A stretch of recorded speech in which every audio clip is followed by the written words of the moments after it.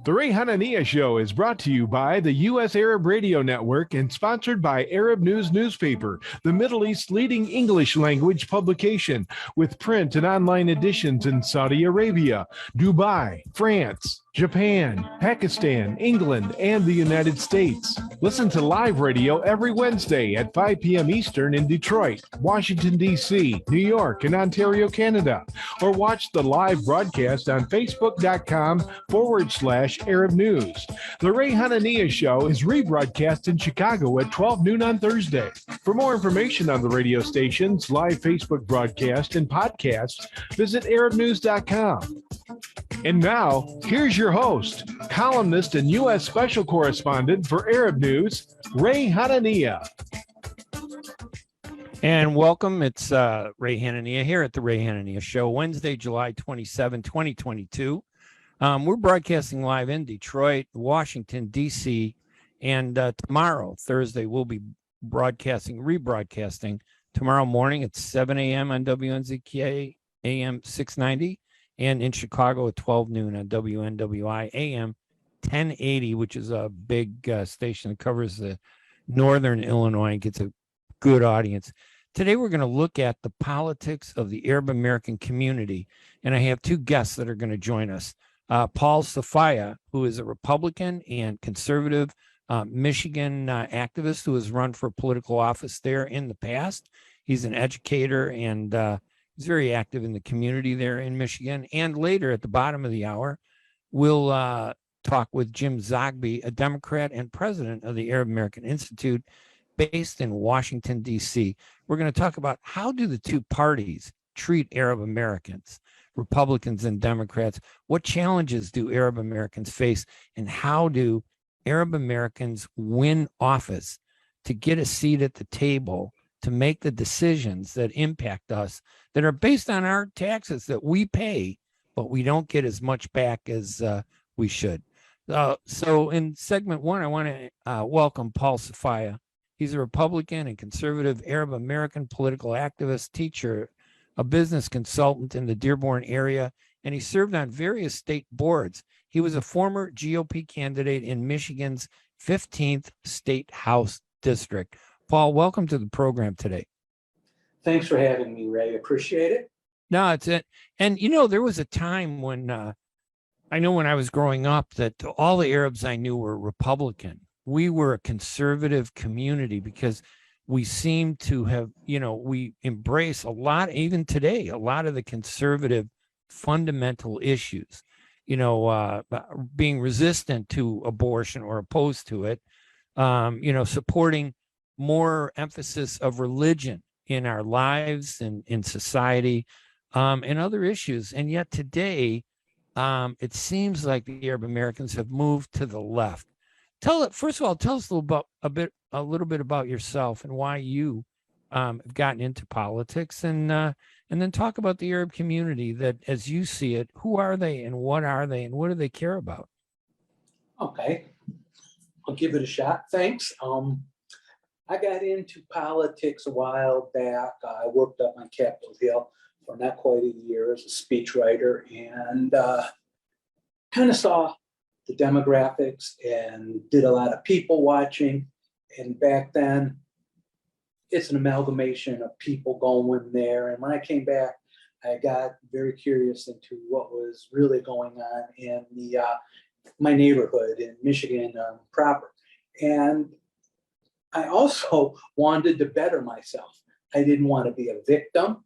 I didn't want to be identified as, one of the Arab Americans. Yeah, that's what I am. Yeah, that's what I'm proud of. That's where my family came from and all of that.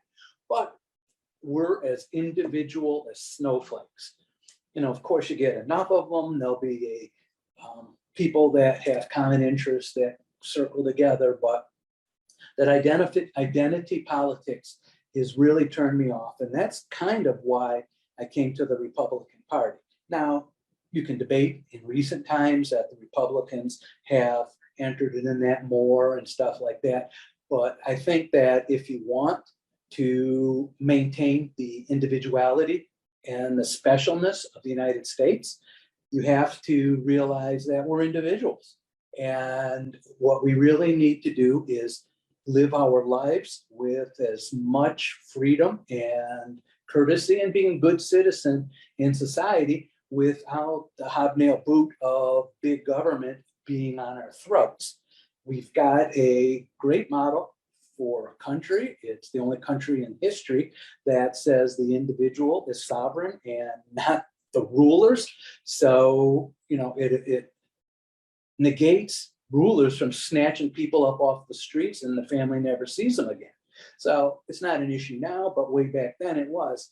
But we still start to see more and more of the overreach and the government legislation. So that's kind of why I went there. I'm still into, I think the individuals have the right, the final say is with the individuals. The people that got elected work for individuals, work for the people. And no matter if you're far right or far left, you've got the right to hold them accountable depending on what their promises were at their time of election. So that's kind of it. And again, I'm more situated and interested in fiscal policy. I think if everybody has a job, has a proper education, they can overcome everything. My family did it. My grandparents did it, when they came over, and my parents as well. They didn't want to go back there. They wanted to stay here, and all of that, it kind of makes me who I am. Yeah, and I know that when Arab Americans run for office, and I'm not sure if it's because we push to do this or because the media labels us and stereotypes us, we tend to lead with the Middle East. We have it on our shoulders first and foremost. So we go into local elections as the Arab candidate. And I think that gives us a disadvantage. I think if we're going to get involved in politics, shouldn't we be the American candidate who happens to be Arab? And our focus should be on the local issues. We're American, right? We pay our taxes. We abide by the law. I mean, shouldn't we do that? Oh, absolutely. It's interesting in Dearborn, the last election, we did have a lot of Arab Americans running, and a lot of them ran and won for office. So, it's a lot of, being in the right place at the right time, having the right social network. But they're all, regardless, they're all cut from the same cloth. And I'm not sure why that is. I've been trying to figure that out. Greater thinkers than me have discussed it and wonder why. As you said before, Ray, a few decades ago, they at least leaned Republican, and now it's first recourse is let's run to the government and ask them to help us. But it's like you have a broken leg, they chop off your leg, and as opposed to setting it, and then they give you a crutch and saying you should be thankful. Well, you still have one leg. Why am I thankful for the crutch? Should have just set the leg. So that's kind of the philosophy. And given the fact that the Arabs, the Arab Americans, the ones that have come here, are very, very ambitious, very intelligent. The city of Dearborn is hustling and bustling. These entrepreneurs are opening up restaurants. They're opening up just about everything you think of, engineering companies that contract with the big three international. They're opening up little mom and pop shoe stores and dry cleaners. So, they're in the fabric. And I wish there was a way to break down a mental block, if that's what it is, to let them know, there's no panacea. As a business owner, you're going to suffer the same fate as the other people who are overregulated. So that's something they've got to realize. Is it hard to be a Republican today in the Arab American community? I mean, I'm public about what I do. I could not vote for Hillary Clinton. I had to vote for Trump. He was the alternative. I didn't see another significant alternative back then. I don't think Trump, from the standpoint of the Arab community, really did much for us. So I ended up voting for Biden when he ran. And now I'm looking at Biden and I'm going, you know what? I don't think he's as effective as the person that I want. And I'm sure you agree that politics isn't about 100%. We try to find the better candidate. And so far, I'm still struggling. What does the Republican Party, do you think, offer the Arab Americans as voters and homeowners? I think they offer them the American way of life more so than the Democrats. They should get back to the days of saying, what's good for one is good for all. Now, there's nuances to that. There's laws that have to be in effect to protect people's property and their life and their families, and things like that. I mean, some of the things that have gone on, all over the country, all over the world after 9/11 were just egregious. What was going on and the way they slander Middle Easterners and things like that. I've got personal stories myself of that, but there's lunatics everywhere. Let's put it like that. You can't say it's this group or it's that group. There's a huge misunderstanding. The people here generally, I would say, are good people. They're not going to do anything to harm you. I think a lot of it has to do with education. For instance, I was getting to talk to people around the state, different groups, and they were shocked to find out Iran and Turkey weren't Arab countries. They're Turks and they're Iranians or Persians, and then so you spend 10 minutes on trying to explain that, and then all of a sudden the light comes on. They get this bright idea. Oh, I didn't know that. I need to find out more. So that was it. And then, all the arguments, and I'm not, I can't keep up with them. It's, you got the Saudis that are hated by the Iranians who are hated by these people and this and this. So everybody, I think, around here who's not in touch intimately with the Middle East is a little bit confused, and they go back to their original positions. And that's our job, isn't it? Isn't it our job to educate the American public about who we are? Because it's the truth. Your heritage is Lebanese. You're born here. Your parents, I think you were telling me, we're from Lebanon. I'm born here. My parents are Palestinian. But Americans couldn't tell the difference between a Palestinian or a Pakistani, Iranian, or an Indian. They don't understand in many cases. They say they do, but apparently it's not important enough. Is it our fault that they don't understand us? I mean, a typical American has to work, 8 to 10 hours a day. His wife's probably working 8 to 10 hours a day. They're trying to raise their kids. They're trying to put them through school. They want to pay the mortgage. They want to pay for their 2 cars. They want to put food on the table. When do they have time to think about who Arabs are or understand the Middle East? Whose job is it to help them understand what's going on? Well, basically, it's ultimately on us. And I know there's organizations and local newspapers that do a good job of this. They're printed in Arabic and English, and they go through some of the nuances, but the nuances are many and they're varied. And you can't do it unless you're immediately involved in your social circle or your neighborhood or zip code or whatever is immediately involved with it. So we fall back on what we think we know from the mainstream media, and they do a stellar job when they're on task, but sometimes they get it wrong. I mean, during the COVID thing, I remember reading some of these articles in published journals by, the internal medicine, College of Internal Medicine. And then I put on the local news, which, by the way, I haven't watched in almost 3 years now, but they have some physician from the emergency room giving his experience with COVID. And it was directly contradicting what it was saying in the academic journal. So how can people put 2 and 2 together when we're not giving them the 2 or the 2 to add it up? So, there's a lot of misinformation out there. We all can't be all experts on everything, but I think people individually have got to be raised with a set of values. And then they've got to stick to those values. As long as they are compassionate and they respect the human condition, then that's all you could ask from them. You can't expect them to do anything beyond that. When you run for office, you ran a couple times. One time, I think, or twice, I can't remember, for the legislature. Right. I was drafted to run for the Senate, which I had no idea for. They just said, we need a name. I said, okay. So the second time I ran for the state house, and that one I was in it to win it, but you came pretty close in that election to winning the Republican primary. You came in second, I think. Yeah, second out of 52 votes difference, I think, if I remember correctly. But, be that as it may. And then I went to the east side of Dearborn, which is predominantly Middle Eastern. And they were having a forum. I was the only Republican that showed up. I was not the only Republican in the race. But the first thing I did was say to them, I'm here as Paul Sophiea as a candidate. I'm running on the Republican side, but don't confuse me with my political party.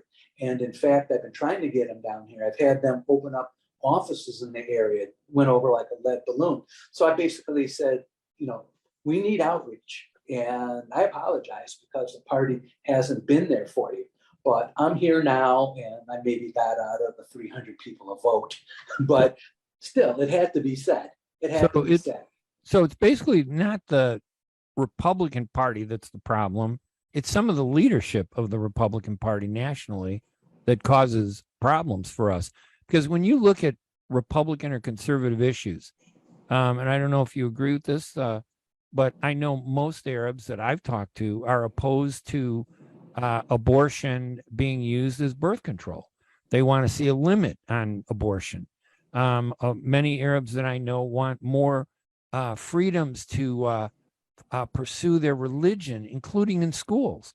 They want to, they want compensation, the way other religions get it for going to private schools, to, Islamic schools, for example, the Muslim Arab community, and some Christian Arabs that go to Catholic schools or other schools.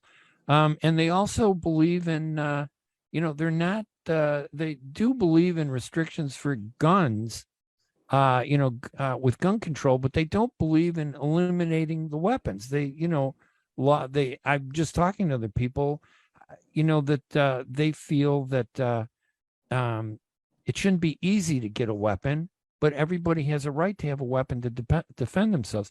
How does that sit with the Republican Party that you view those three issues: abortion, religion, gun control? Those are the three big fundamentals that distinguish the two big parties, the Democrats from Republicans.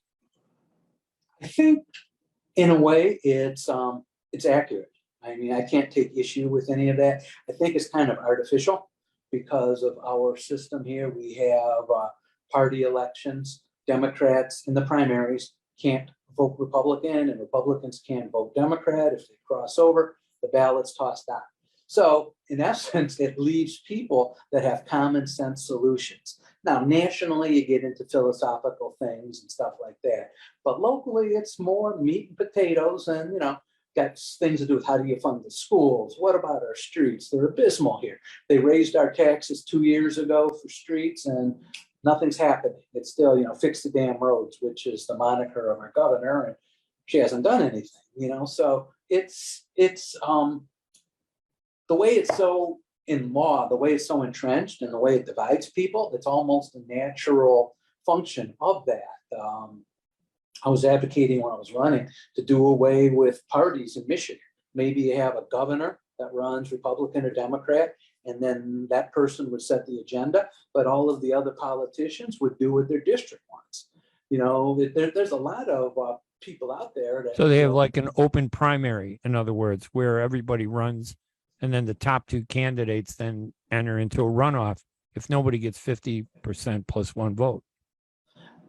Yeah, that's a possible. Another way is just let everybody vote for whoever they want. Not necessarily, they got to meet certain criteria.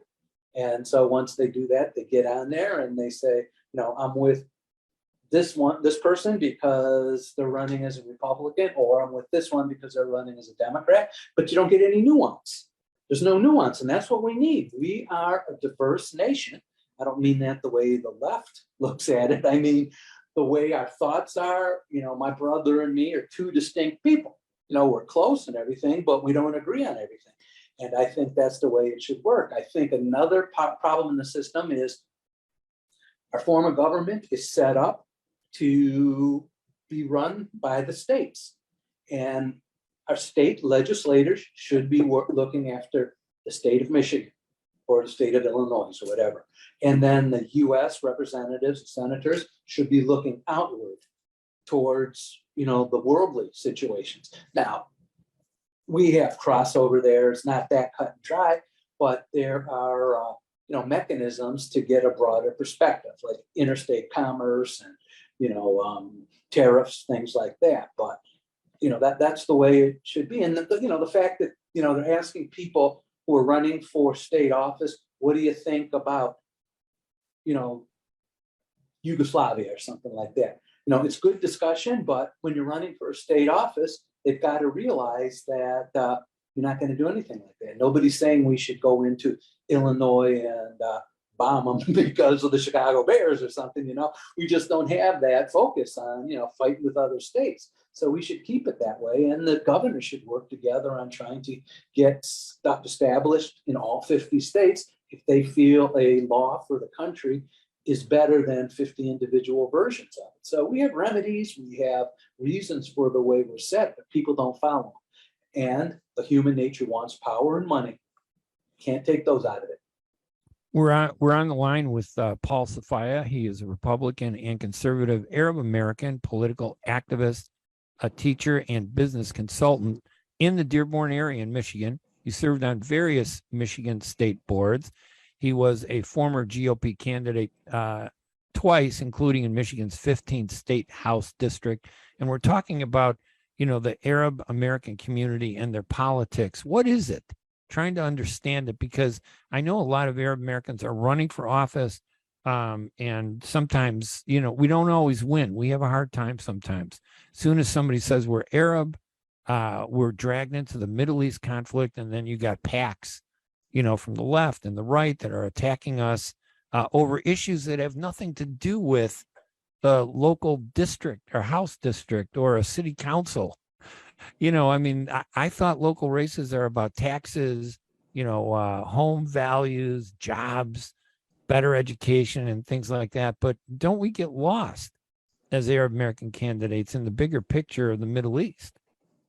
I think, as I mentioned before, we've had a historic number of Arab Americans winning here in Dearborn, Hamtramck, and more so around the state. The election's coming up on Tuesday. There's more of them that may get through the primary election and things like that.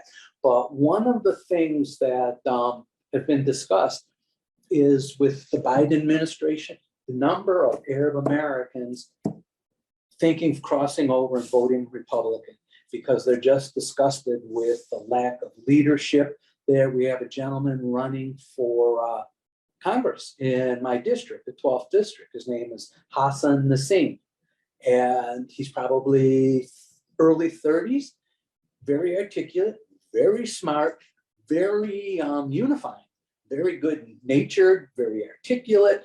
He's an inviting person. He's not like a crazy man, that you think of in Washington, D.C. on the Republican side, where all they do is call people names and stuff like that. It's very inviting and stuff like that. So that's what we need. We need somebody who can explain their positions and say, this is good for everybody.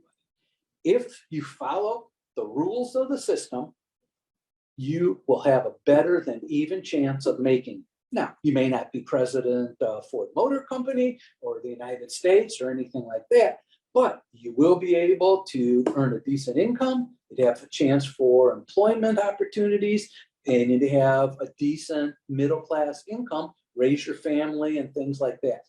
A lot of people, whether they're Arab or not, don't follow that. They don't follow it. And they prefer, there's two ways to do this, and this was written about when Vanderbilt was building steamboats, how some people go to the government to get their advantage, and other people try to work it out themselves, saying, what, just get out of my way. I don't need this. Henry Ford and the Willow Run plant was a perfect example of this, because they were making all of the aircraft for the United States. It was incredible what they did. And the way the guy just went ahead about and did it, he got the best people, he got the best engineers. Albert Kahn built the thing, but he was creative. Roosevelt got off his back. And that's what we need to do specifically with Arabs, because they're the ones bringing in the ideas. Now, they're not the only ones, but we're on Arabic radio and TV. So we got to say, hat tip to them. Donald Trump had, I forgot the guy's name. He was from California. He basically set up his transition party form. He was an Arab American. We got Arabs in Congress. We had Spence Abraham in the Senate. And I'm not sure what they're looking for, the Arabs. It's a one. Nobody could tell you what's good, what you need in life. They have to create a system where you can follow your dreams within the bounds of the law. All right. Paul Sophiea, our guest, a Republican and conservative Arab American political activist, a teacher, and a business consultant in the Dearborn area. He served on several Michigan state boards, and he was a former candidate twice in Michigan's local elections, including in Michigan's 15th state House district. Paul, listen, thank you for joining us. Thank you, Ray. Thanks for the invitation and all the best. I appreciate it. It was great talking with you. I'm Ray Hanania. You're listening to the Ray Hanania radio show here at WNZK AM 690 and WDMV AM 700 in Washington, D.C. This will be rebroadcast again tomorrow in Detroit, again at 7 a.m. and in Chicago at 1080 AM radio, covering all of Northern Illinois. We're going to take a break. When we come back, we're going to talk with our next guest, Jim Zogby. We'll be right back right after these messages. ArabNews.com, bringing you breaking news from across the Middle East and the latest on Arabs in America. Get inside the latest headlines with expert analysis and insights at ArabNews.com. Join over 5 million Facebook fans and over 10 million monthly readers. ArabNews.com, news that matters to you. Clap your hands if you're happy and you know it and you really want. 5-year-old Lila and her mom are on their way home from Grandma's, singing Lila's favorite song. A few blocks away, 25-year-old Dylan is visiting friends at a small party. He finishes off his last beer, later, skater, gets in his truck, and starts for home. Mom and Lila turn onto Maple Street. If you're happy and you So does Dylan. If you're happy and you know it and you really want to show it. If you're happy and you know it, shout hooray, hooray! Every 50 minutes in the United States, someone dies in a crash involving a driver impaired by alcohol or drugs. If you're impaired and you know it, don't drive. Drive sober. A message from the Michigan Office of Highway Safety Planning. Are your hands feeling numb? Do you feel pain opening up a jar, turning a key? Are you noticing that your elbow and your shoulder are becoming stiff? Or were you recently injured in your arm? Hello, I'm Dr. Albajit Katranji, and at the Katranji Hand Center, which just recently opened down the street from the Somerset Mall, we can provide you with the latest in hand, wrist, elbow, and shoulder care. Visit us at www.katranjihandcenter.com to learn the latest techniques that we have to offer you, and I look forward to taking care of you. Visit us in Troy at 1565 West Big Beaver Road, Building F, or call Katranji Hand Center for an appointment at 248-869-4263. That's 248-869-4263. Imagine you're on a train track, somewhere miles away. A train is headed your way. You can't see it yet, but it's coming, slowly but surely. If you have prediabetes or you're at risk for type 2 diabetes, you may be on the wrong track, and diabetes could be heading your way. Bit by bit, the danger is getting closer and closer. So should you stay on the track you're on now or move to make a change and reduce your risk?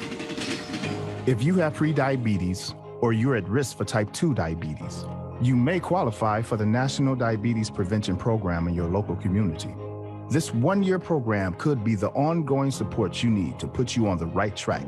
Not only did participants lose weight, they cut their risk of type 2 diabetes in half. Ready to get on board for a healthier future? Learn more about the National Diabetes Prevention Program and what else you can do to manage and prevent diabetes at michigan.gov/diabetes. A message from the Michigan Department of Health and Human Services.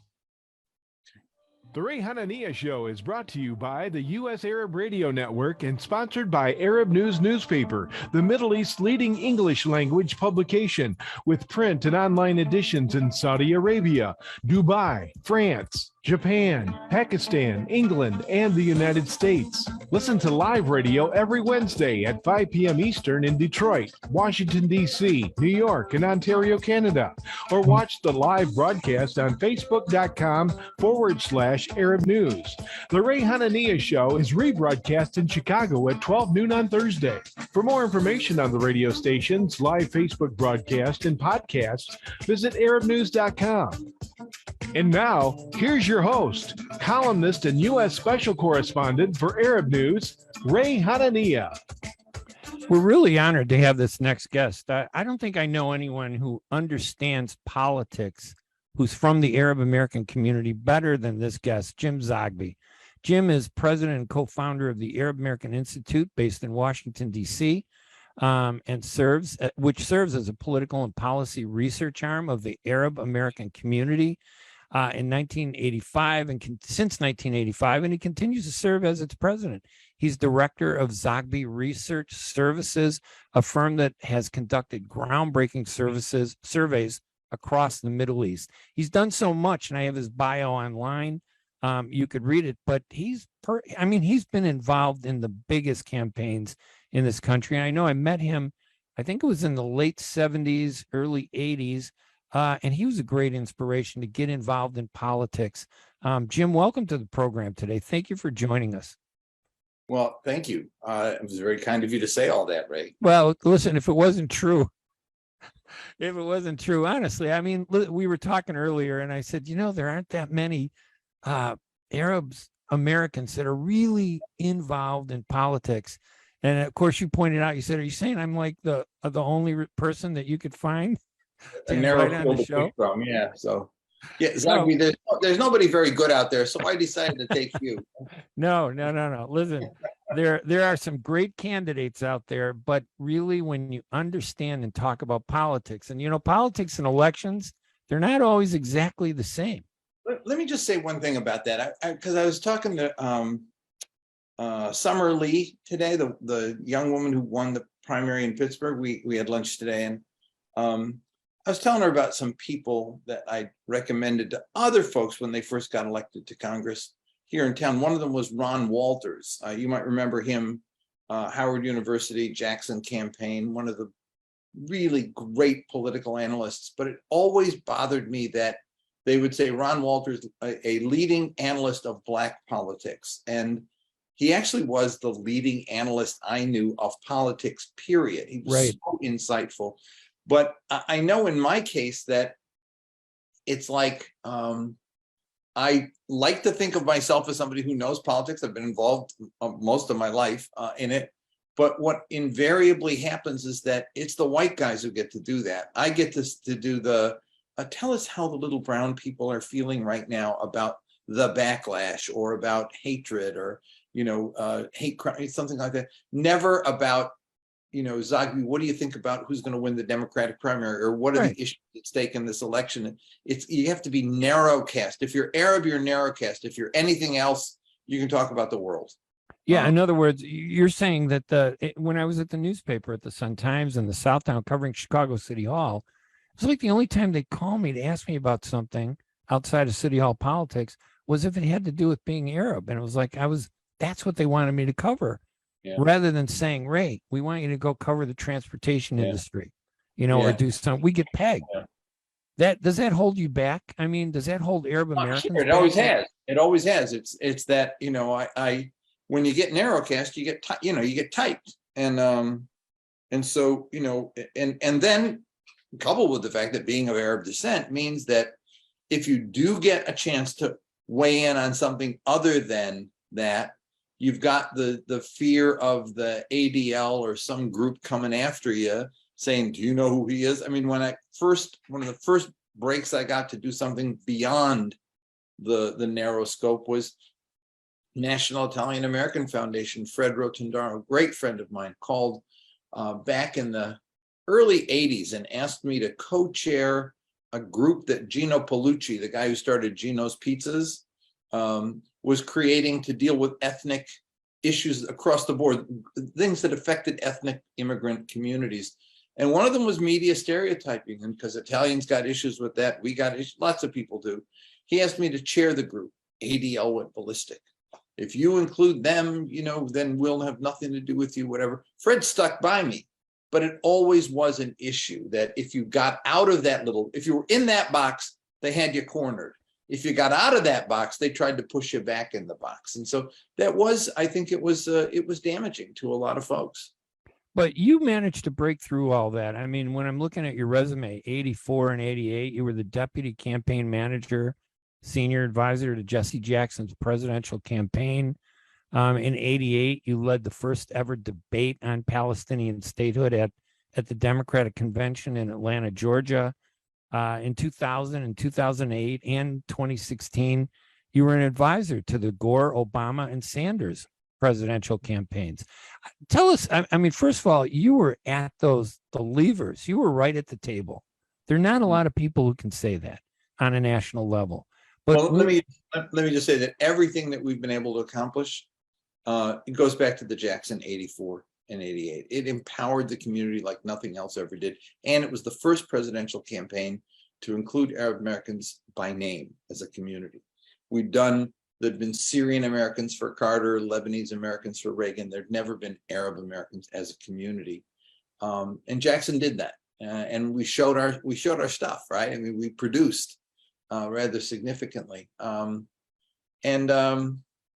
it's been a good ride. I mean, I've enjoyed it. Sometimes I feel like Sisyphus, rolling that stone up the hill, knowing it's going to come rolling back down. Remember Jack Odell, who was one of Jesse's advisors, said, just when you think you've won, don't turn your back, because there'll be people with knives and stick them in you. And I've seen that. I've lived through that, right?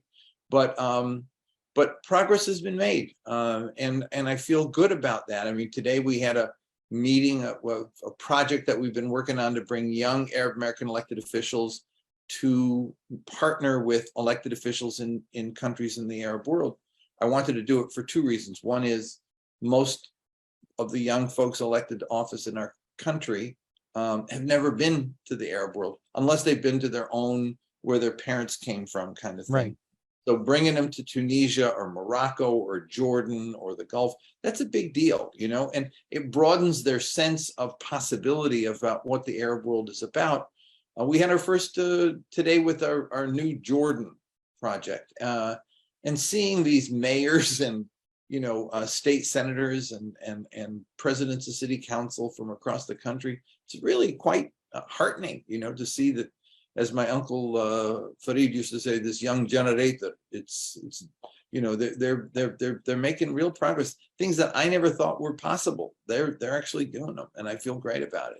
When you look at the Arab American community today, I know Dearborn is, Michigan, Dearborn, the Arab community has been very successful in terms of elections. And, next week we'll have Mayor Abdullah Hammoud is going to join us to talk about what he's doing over there. I'm sure he's inspirational. But when you look at the Arab American community, what's happening in our community politically? I mean, when you look across the country, are we still divided?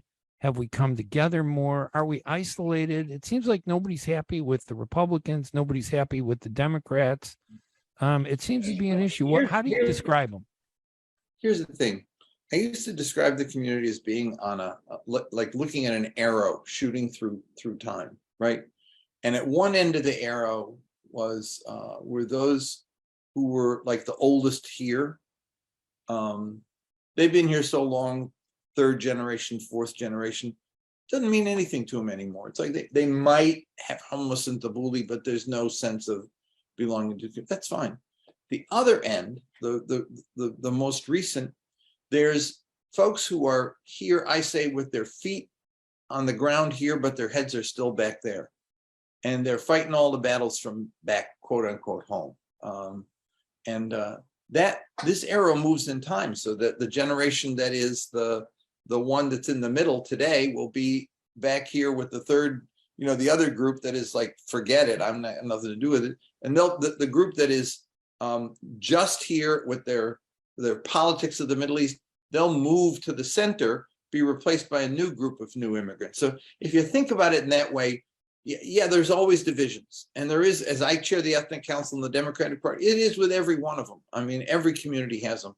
But we reached a point, I think, back in the 90s, where the children of the wave of immigrants that had come after World War II had settled in and took a leadership role, myself, yourself, people like that, who had a sense of, I know the politics over there.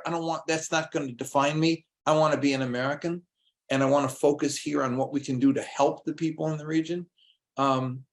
We are now facing a new challenge of recent immigrants who've been coming since the 90s in larger numbers than ever, who are bringing the politics of the Middle East, especially after Arab Spring, and being diverted from focusing on their American identity and how do I advance in America? I remember after when they had the first election in Iraq, some guy was interviewed, a Chaldean guy from San Diego in the New York Times, and he said, "I'm so proud because they were voting here in America." He said, "For the first time in my life, I get to vote in an election." And I'm like, wait a minute.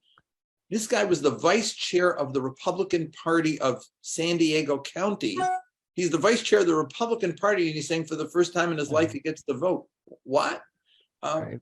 I oppose that dual citizenship thing for that reason. It devalues your sense of being here and makes you participate in a situation you don't belong. I mean, you should not vote in the Lebanese election if you're not going to have to live with the consequences of it there. Shouldn't vote in the Iraq election if you're not going to have to live with the consequences there. Your politics should be here. Anyway, so we're still dealing with that. And that will be a constant. I mean, every wave will bring with it its own divisions, but the center is also a constant. With the folks I had on the phone today, they didn't know what ethnicity. I mean, one of the women's Tunisian, another's Jordanian, one's Palestinian. I thought one was Lebanese. They turned out to be Jordanian too, another Egyptian. These are young Arab Americans who have no sense of division. They're just functioning as proud of a heritage, people proud of a heritage who want to contribute back to the Middle East, regardless of what country we're asking them to partner with. So I think that you can, if you focus on the one side, the most recent crowd, you say, oh my God, we're so divided. Focus on the other side, you say, oh my God, nobody even cares. But look in the middle, and you'll see a whole bunch of people that grows in time, that cares and has a very different consciousness. I focus on them. That's where our work has to be. They're the ones who are going to move us forward. I've always thought that, and I agree with you. I mean, I always refer to many Arab Americans are physically here, but they're mentally still back home. They're focused on what's happening there instead of what's happening right around them.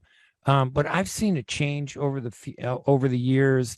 And I know that we've addressed many issues. Tell us what are some of the big issues where we've been successful, and what are some of the big issues where we haven't been as a community in politics? Mm-hmm. Let me just make one other point. I think that another new issue that we're facing internally is not just the country divisions and the focus on that, it's the religion issue, which is something that is very divisive. And our principal identity needs to be secular, ethnic. I am a religious person. I go to church. I'm a Catholic. I lived through that damn civil war in Lebanon. I will not let the religious identity define my politics. It's divisive. But people would say, I am not an Arab, I am Christian. Now we got people saying, I'm not an Arab, I'm Muslim. And look at me and define me as a Christian Arab. No, I'm an Arab American. That's what I am. And I'm fighting we have these two internal divisions, the country specific politics and this religious divide. We can't let either one define us. If we do, the community falls apart, and that's something I don't want to see happen. What are the issues that we've been successful? Let me just follow up on that, because that's so important. I was actually going to bring that up. Americans, non-Arabs, look at the word Arab and treat it like a four-letter word. They look at Muslim and it appeals to them more because 75% of Muslims in the United States are not Arab. Isn't it because we're Arab that we get kind of the Arab side is the one that gets targeted? We paid such a price from the ADL and all them because we were Arab American and therefore had an issue on Palestine that we cared about. And then I in 2016, they were telling me you should feel great because we had 6 Muslims speak at the convention. Not a single one was Arab. Right. Not a single one said anything about the Middle East. And I'm saying that one is not a substitute for the other. Please respect our ethnicity and our concerns. And don't think that if you find somebody who, God bless them, from Pakistan, I'm proud that they're being advanced in politics. But that does not substitute for having Rashida, right? Or somebody who is Palestinian or Lebanese American, whatever. They're not interchangeable parts, and I hate to see us conflated. It still is a reality that almost 70% of the Arab American community is Christian.